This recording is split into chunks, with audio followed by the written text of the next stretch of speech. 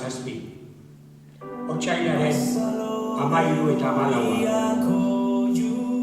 252 Zumaiak, emakumeak eta haurrak gehien bat, herritik kanporakoak izan ziren. Senideren bat, errepublikaren aldeko bandoan, edo ihes eginda izatea izan zen haien pekatua. Etxetik jaso ahal zituzten ondasun apurrak eta arropak sakutan hartu eta han abiatu ziren. Oinez batzuk eta kamioi zaharretan beste asko. Clara, Jesus, Lore, Julio, Ana, Aquilino, Miren, José, Maria, Ángel, Asentxi, Xanti, Erramun, Danieves. abiatu ziren Zumaiatik, Bizkaia aldera, Gernikara, Foruara, eta handik batzuk Bermeora eta Santoñara, eta handik Frantziara. Batzuk ez ziren Zumaia sekula itzuli. Gu Zumaiarrok izan ginen errefuxiatu.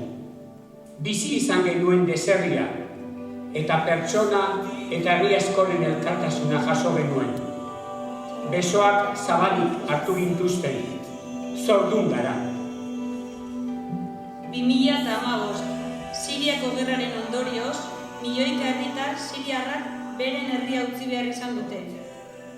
Fatima, Ahmed, Hala, Mohamed, Lina, Mahmoud, Gada, Khaled, Sara, Ali, Houda, Samir. Bere herria utzi eta iesi etorri dira, bizinaiak eta ezinak bultzatuta. Izugarrizko odiseak bizi izan da iritsi zaizkigu Europara. Lampedusera, Lesbosera, Indomedira, Kiosera, gure Europa zaharrera, ustez giza eskubideen erresumara. Hitzonak entzun dituzte, hitzonak bai, baina hitzak haizeak eramaten ditu. Emandako hitza jan dute gure agintariek, eta hor ditugu milaka eta milaka pertsona etxipenak hartuta, haien giza eskubideak zapalduta, noraezean, kartzela handiak diruditen eremuetan, alderrai. gu zordu garelako, hain zuzen ere, sortu genuen herriko errefusien harrera taldea.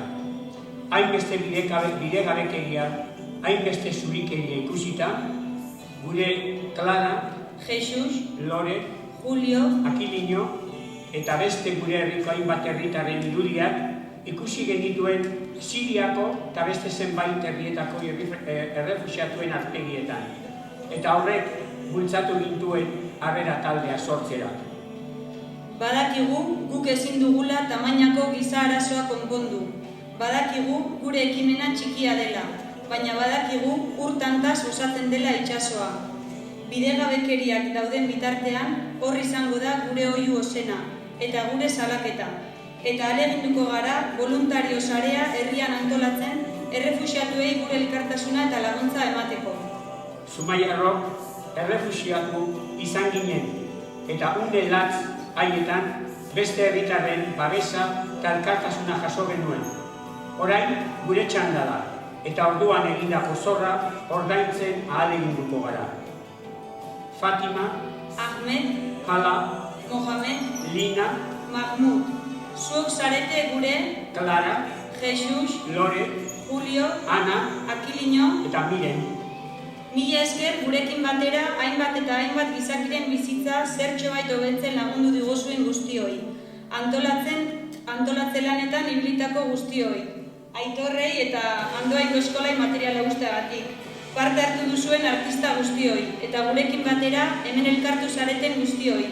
Eskerrik asko, tunel beltz honetan argi izpi txiki bat, itxaropen txiki bat pizten laguntzeagatik.